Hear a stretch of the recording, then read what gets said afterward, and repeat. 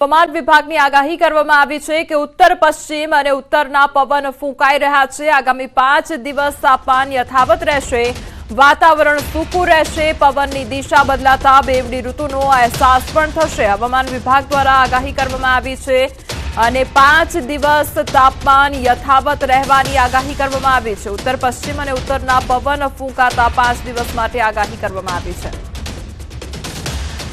मौसम शुष्क रहेगा और जो लघुत्तम तापमान है इसमें ज़्यादातर परिवर्तन नहीं होने का पूर्वानुमान दिया गया है, मतलब एनएलसी कैटेगरी में है। और जो हवा का पवन का दिशा है उत्तर पश्चिम से उत्तर है। और अहमदाबाद का जो लघुत्तम तापमान रिकॉर्ड हुआ है वो है 13.8 डिग्री सेंटीग्रेड। गुजरात रीजन में सबसे कम तापमान रिकॉर्ड हुआ है वो नलिया में है 9.8 डिग्री सेंटीग्रेड।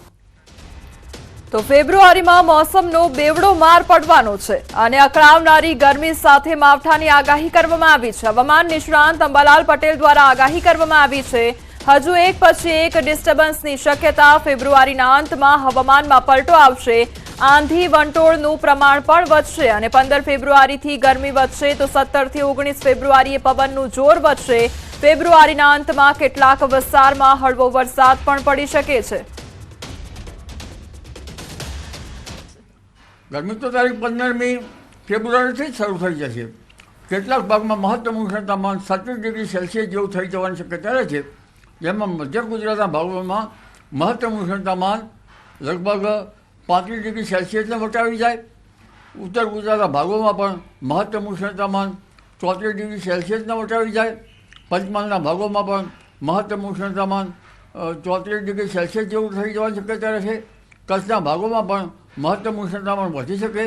રાજકોટના ભાગોમાં પણ મહત્તમ ઉષ્ણતામાન લગભગ 32-33 ડિગ્રી સેલ્સિયસ જેવું થઈ જવાની શક્યતા રહે। જૂનાગઢના ભાગોમાં પણ મહત્તમ ઉષ્ણતામાન લગભગ 32-33 ડિગ્રી સેલ્સિયસ જેવું થઈ જવાની શક્યતા રહે।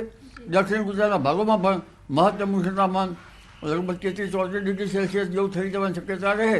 પણ ઉલ્લેખનીય છે કે તારીખ 17 થી 19 મહત્તમ ઉષ્ણતામાન ઘણું વધે અને કોઈ ભાગમાં તો મહત્તમ ઉષ્ણતામાન 38-39 ડિગ્રી સેલ્સિયસ જેવું થઈ જવાની શક્યતા રહે।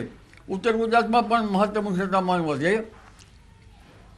પંચમહાલમાં વધે, કચ્છના ભાગોમાં પણ મહત્તમ ઉષ્ણતામાન વધે। એટલે હવે ધીરે ધીરે તારીખ 17 થી 19 ઉનાળાનો અહેસાસ થાય એવું થશે, કારણ કે આ વખતે વાતાવરણમાં વારંવાર પલટા આવી રહ્યા છે। એટલે કંઈક અંશે ક્લાઇમેટ ચેન્જના કારણે આ વખતે વાતાવરણમાં ઘણા ફેરફાર આવશે અને આ ગરમી જે છે એ ધીરે ધીરે ફેબ્રુઆરી માસના અંતિમ સપ્તાહથી જ પણ અકળાવનારી રહેવાની શક્યતા રહેશે।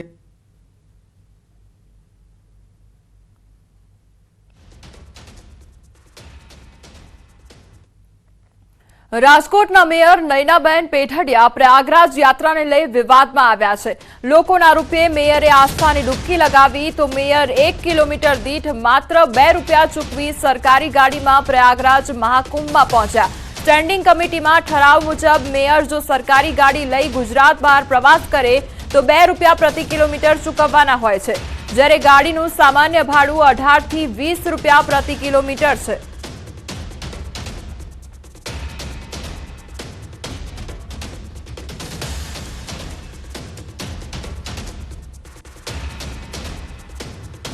તો બીજી તરફ મેયરની કાર પર મહિલાઓના કપડાં સુકાતા નજરે પડ્યા છે। કાર પર કપડાં સુકાતા હોય તેવા ફોટો પણ સોશિયલ મીડિયામાં વાયરલ થઈ રહ્યા છે।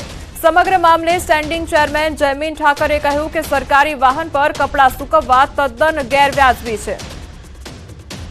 ગુજરાત બહાર જ્યારે માન્ય મેયરશ્રી પ્રવાસ કરતા હોય ત્યારે કિલોમીટર નોંધી ફરી પાછા જ્યારે ગુજરાતમાં આવે ત્યારે ગુજરાતમાં પાછા કિલોમીટર લખવામાં આવે છે અને જે તફાવત થાય છે સ્ટેન્ડિંગ કમિટીનો આજથી 10 વર્ષ પહેલાનો એક ઠરાવ છે કે 2 રૂપિયા પ્રતિ કિલોમીટર માન્ય મેયરશ્રી હોય કે કોઈ પણ પદાધિકારી હોય એને ચૂકવવાના પોતાના અંગત ખિસ્સામાંથી ચૂકવવાના પડતા હોય છે ને માન્ય મેયરશ્રી ચૂકવી દેશે।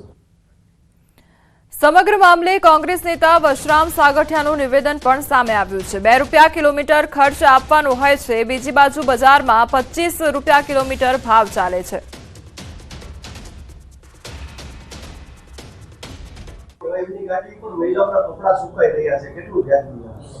એ ગેરવ્યાજબી વાત છે, એ હું સ્વીકારું। એ ગેરવ્યાજબી વાત છે, ન થવું જોઈએ. કારણ કે ગાડી એ સરકારી ગાડી હોય છે ને સરકારી ગાડીનો ઉપયોગ આ પ્રકારે થાય એ ન થવું જોઈએ. આપની વાત સાથે હું વ્યક્તિગત સ્વરૂપમાં હું સ્વીકારું છું, ન થવું જોઈએ. રાજકોટ શહેરના મેયર છે તે ફરી એક વખત વિવાદમાં આવ્યા છે ને આ વખતે વિવાદનું કારણ છે તેમના દ્વારા જે કુંભ મેળામાં જે સ્નાન કરવામાં આવ્યું છે, આ સ્નાન આમ તો પવિત્ર ગણાય છે, પરંતુ ક્યાંક પ્રજાના પૈસા સ્નાન થતો હોય તેવું પણ સામે આવી રહ્યું છે. હાલ આપણી સાથે વિપક્ષી નેતા છે વસરામભાઈ. માત્ર 2 રૂપિયા કિલોમીટર મેયરે ચૂકવવાના હોય છે, આજે પ્રવાસ કરવામાં આવ્યો છે, આખી બાબતને તમે કઈ રીતે જુઓ? રાજકોટ મહાનગરપાલિકા હોય કે ગુજરાતની કોઈ પણ નગરપાલિકા હોય, પહેલાં તો કોઈ પણ પદાધિકારીને એને ક્રાઇટેરિયા ગુજરાતની બહાર જવું હોય, બીજા રાજ્યમાં જવું હોય તેની પરમિશન રાજકોટના કમિશનર પાસેથી લેવી પડે છે.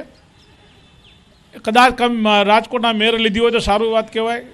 અને આપ કહો છો એમ જો સ્ટેન્ડિંગમાં ઠરાવ તો હજી આવ્યો નથી, પણ જવું હોય તો 2 રૂપિયા માટે રાજકોટના મેયર 2 રૂપિયે કિલોમીટર જો જશે એનો ખર્ચનો આંકડો હું તમને આપીશ.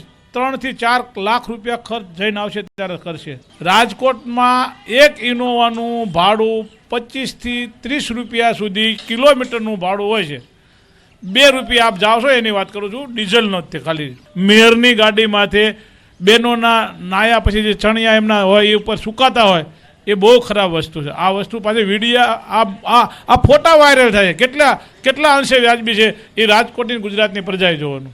ચોક્કસથી આતા વિપક્ષી નેતા તેમણે જે છે એ મીઠી ભાષામાં આકરા પ્રહાર જે છે તે ક્યાંક મેયર ઉપર કર્યા છે. સાથે સાથે પાપ ધોતા હવે ટીઆરપીના કાંડમાં જો તેમનો કોઈ પાપ થયું હોય તો પણ તે ધોતા હોય તેવા પ્રહાર કર્યા છે. તો સાથે સાથે જે માત્ર 2 રૂપિયા કિલોમીટરનો જે ખર્ચ છે તેના ઉપર પણ તેમણે આકરા કટાક્ષ કર્યા છે. હાર્દિક જોશી, ન્યૂઝ 18 ગુજરાતી, રાજકોટ. સોનાના ભાવમાં ફરી એકવાર ઉછાળો આવ્યો છે અને સોનાનો ભાવ 88,140 પહોંચી ગયો છે. 1 કિલો ચાંદીનો ભાવ 97,800 થયો છે. તો સતત સોનાનો ભાવ વધી રહ્યો છે. સોનાના ભાવમાં સતત વધારો થઈ રહ્યો છે, ત્યારે ચાંદીના ભાવમાં પણ વધારો. 1 કિલો ચાંદીનો ભાવ અત્યારે 97,800 પર પહોંચી ચૂક્યો છે. તો સોનાનો ભાવ 88,140 પહોંચ્યો છે. બનાસકાંઠામાં લકી ડ્રોના નામે ચાલતા વેપલામાં વધુ એક ફરિયાદ નોંધવામાં આવી છે. ધાનેરાના 4 શખ્સો સામે રાજસ્થાનના મંડારમાં ફરિયાદ નોંધાઈ. ડ્રોમાં લાગેલું વોશિંગ મશીન ન અપાતા ફરિયાદ નોંધવામાં આવી. બનાસકાંઠામાંથી સ્થળ બદલી થોડા દિવસ અગાઉ રાજસ્થાનના મંડાર પોલીસ સ્ટેશન વિસ્તારમાં ડ્રો યોજવામાં આવ્યો હતો. ભજન સંધ્યાની આડમાં ડ્રો કર્યો હતો અને પોલીસ પહોંચી તો આયોજકો ફરાર થઈ ગયા હતા. ગાંધીધામ મહાનગરપાલિકા દ્વારા મેગા ડિમોલિશન હાથ ધરવામાં આવ્યું છે. આજે વહેલી સવારથી ચુસ્ત પોલીસ બંદોબસ્ત ગોઠવી દબાણો દૂર કરવાની કામગીરી હાથ ધરવામાં આવી છે. અંદાજિત 400 નાના મોટા દબાણો દૂર કરવામાં આવશે. આદિપુર ગાંધીધામ રસ્તા ઉપર કાચા પાકા દબાણો કરી દેવામાં આવ્યા હતા, જેના કારણે રોડ સાંકડા થઈ ગયા હતા. તંત્ર દ્વારા નોટિસ આપી જાણ કરવામાં આવી હતી. આજની કામગીરી માટે ડીવાયએસપી, પીઆઈ સહિત 32 પોલીસ સ્ટાફની મદદ લેવામાં આવી છે. કામ માટે અમારા મહાનગરપાલિકાના 25 કર્મચારીનો સ્ટાફ, પોલીસ સ્ટાફ તથા મામલતદાર તમામ હાજર છે. અને લોકોને એક ખુશીની વાત એ છે કે મોટાભાગના લોકોએ આ કામગીરીમાં પોતાની રીતે સ્વૈચ્છિક દબાણો હટાવી અને અમને સાથ સહકાર આપી અને વિકાસના કામોમાં સહભાગી બન્યા છે. વડોદરા ગોત્રી હરિનગર બ્રિજ નીચે આવેલ સાંઈ સંતોષ કોમ્પ્લેક્સની ઘટના સામે આવી છે. 2 દુકાનને તસ્કરોએ નિશાન બનાવી. શ્રી ઉમા સ્વીટ એન્ડ ફરસાણની દુકાનમાં તસ્કરે સમોસા ખાધા, આરામથી રસગુલ્લા ખાઈને મીઠાઈ સહિતનો સામાન ચોર્યો. આટલું જ નહીં, તસ્કર દુકાનના ગલ્લામાંથી ₹1 લાખ રોકડા ચોરી ગયો. સમગ્ર મામલે ગોરવા પોલીસે ગુનો નોંધ્યો. તસ્કર દુકાનમાં મોઢે રૂમાલ બાંધીને પ્રવેશી સીસીટીવી ફેરવી લીધા અને દુકાનની વીજળીની મેઇન સ્વિચ બંધ કરી મિજબાની અને ચોરીની ઘટનાને અંજામ આપ્યો. બનાસકાંઠામાં ખનીજ માફિયાઓ સામે તવાઈ બોલાવવામાં આવી છે. ગાંધીનગર ફ્લાઇંગ સ્ક્વોડની બનાસ નદીમાં કાર્યવાહી હાથ ધરવામાં આવી છે. કાંકરેજના દુધાસણ નદીમાંથી રેતીનું ખનન કરતા 2 હિટાચી મશીન અને 7 ડમ્પરો જપ્ત કરવામાં આવ્યા છે. 2 રેતી ભરેલા અને 5 ખાલી ડમ્પર સહિત 2 હિટાચી મશીન હાથ લાગ્યા. અંદાજિત 2.70 કરોડનો મુદ્દામાલ જપ્ત કરી તપાસ શરૂ કરવામાં આવી છે. બનાસકાંઠા ખાણ ખનીજ વિભાગ ઊંઘતું ઝડપાયું અને ફ્લાઇંગ સ્ક્વોડની રેડ પાડવામાં આવી છે.